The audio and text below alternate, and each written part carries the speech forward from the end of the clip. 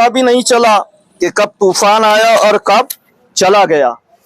تو لہٰذا جب بندہ یا بندی اللہ کی عبادت کی جاتی ہے، جس گھر میں اللہ کی بندگی کی جاتی ہے، اللہ کی عبادت کی جاتی ہے، اس گھر کو اللہ ساری بلاؤں سے محفوظ کر لیتا ہے۔ جس گھر میں اللہ کو سجدہ کیا جاتا ہے، جس گھر میں تلاوت قرآن کی جاتی ہے، پروردگار عالم اس گھر کو تمام بلاؤں سے وباؤں سے محفوظ کر لیتا ہے۔ اور یہاں پہ ایک حدیث سنے، اللہ کے نبی علیہ السلام فرماتے ہیں کہ جیسے لوہے کو زنگ لگتا ہے ویسے دل کو بھی زنگ لگتا ہے، دل بھی مردہ ہوتا ہے۔ صحابہ کرام نے عرض کیا یا رسول اللہ دل کیسے مردہ ہوتا ہے؟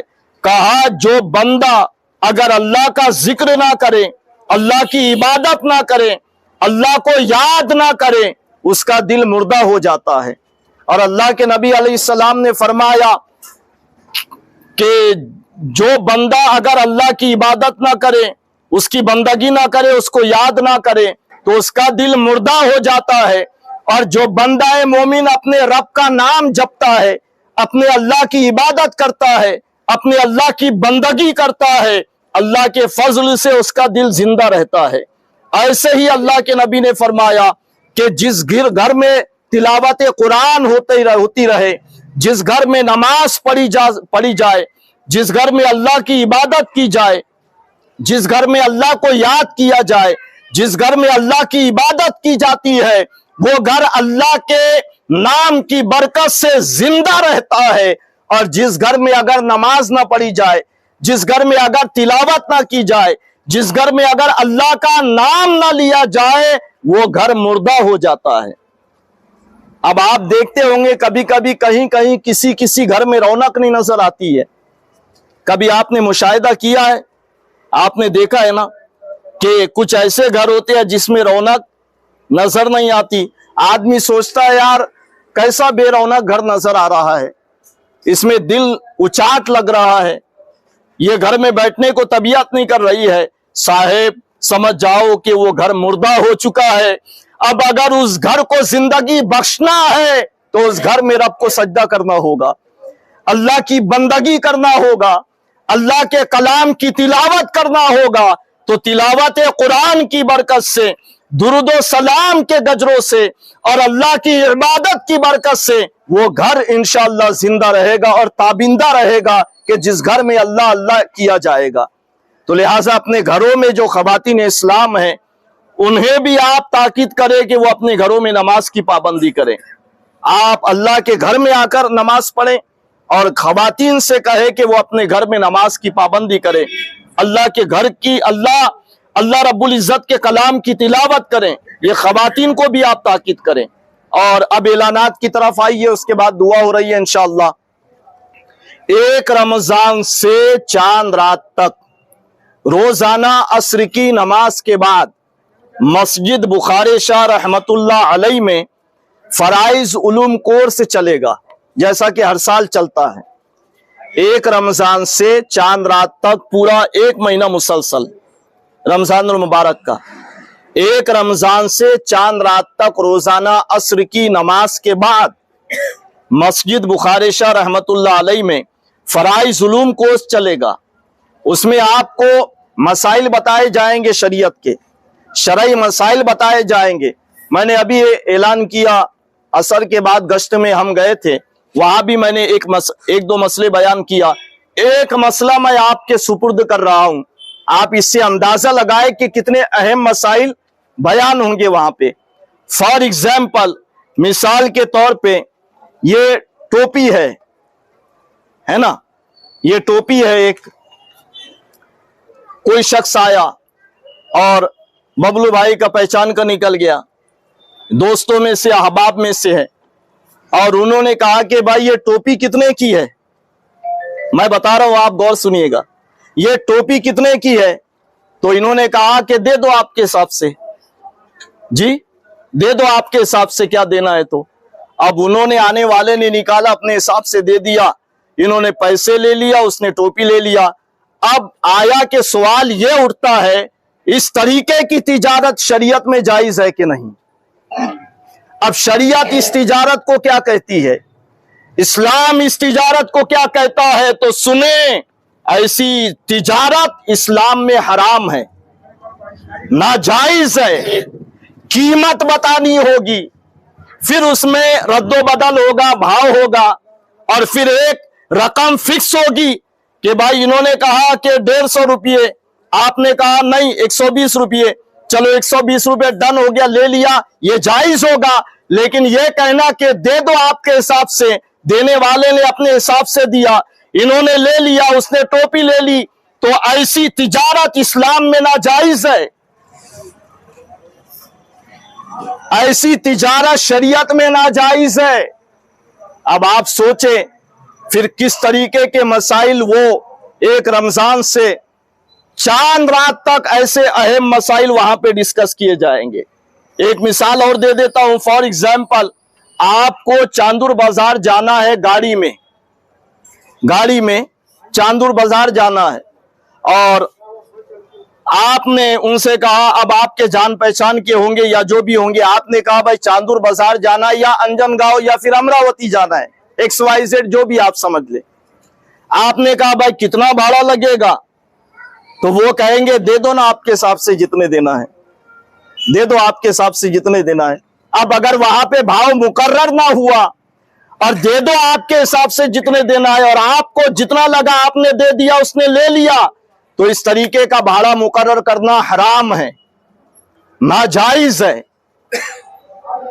یہ تجارت سے متعلق مسائل ہے۔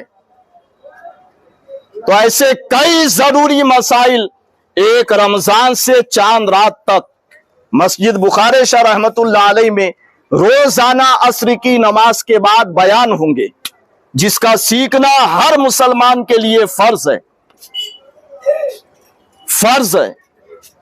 تو لہٰذا انشاءاللہ آپ سے درخواست ہے ہماری کہ آپ عصر کی نماز بالخصوص مسجد بخاری شاہ میں ادا کریں، اور یہ نشست گھنٹوں کی نہیں رہتی، 10 سے 15 منٹ بس۔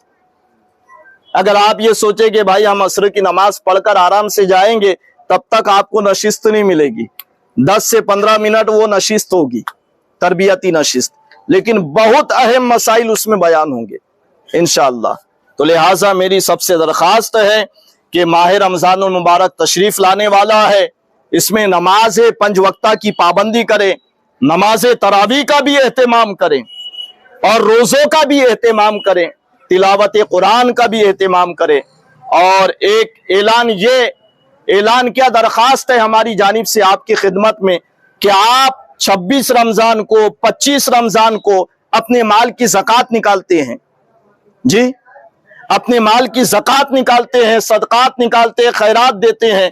میں آپ کی خدمت میں عرض کر رہا ہوں، پہلے روزے سے، رمضان کی پہلی تاریخ سے اپنے مال کا حساب کتاب کر کے زکوٰۃ نکال دے، اور ان گھرانوں کو تلاش کریں کہ جن گھر میں رہنے والی خواتین روزہ رکھتی ہے،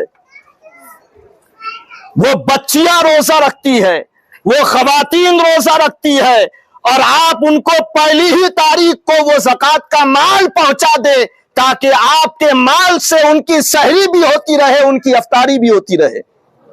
اور جو اگر آپ لباس دیں، کپڑے دیں، تو آپ کے کپڑے پہن کر وہ اللہ کی عبادت کریں، وہ نمازیں پڑھیں، وہ نمازیں 5 وقتہ کے ساتھ نماز تراویح پڑھیں۔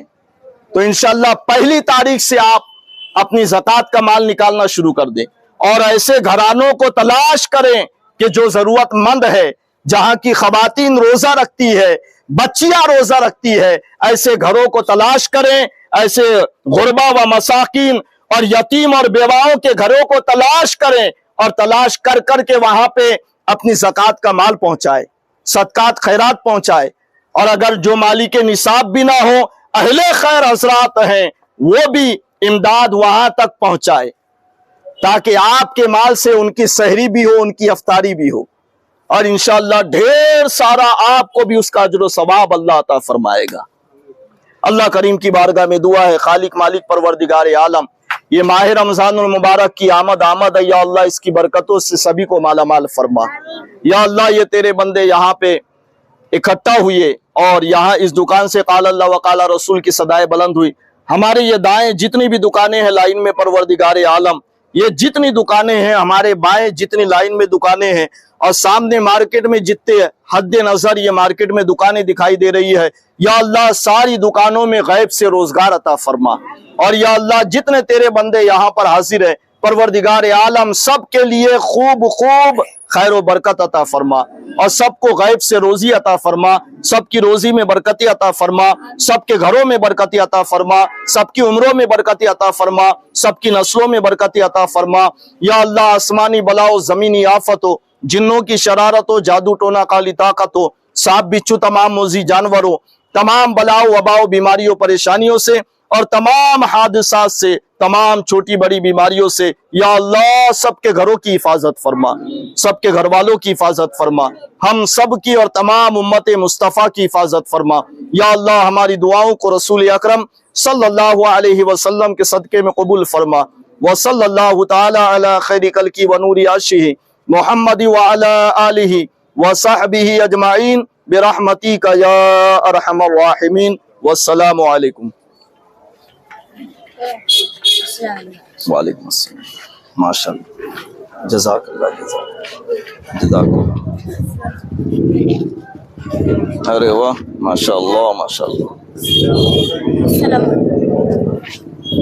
چلیے ماشاء اللہ، جزاک اللہ۔ وعلیکم السلام ورحمۃ اللہ وبرکاتہ۔ جزاک اللہ، اللہ برکت دے۔ ماشاء اللہ ماشاء اللہ، اللہ برکت دے۔ وعلیکم السلام، ماشاء اللہ، جزاک اللہ۔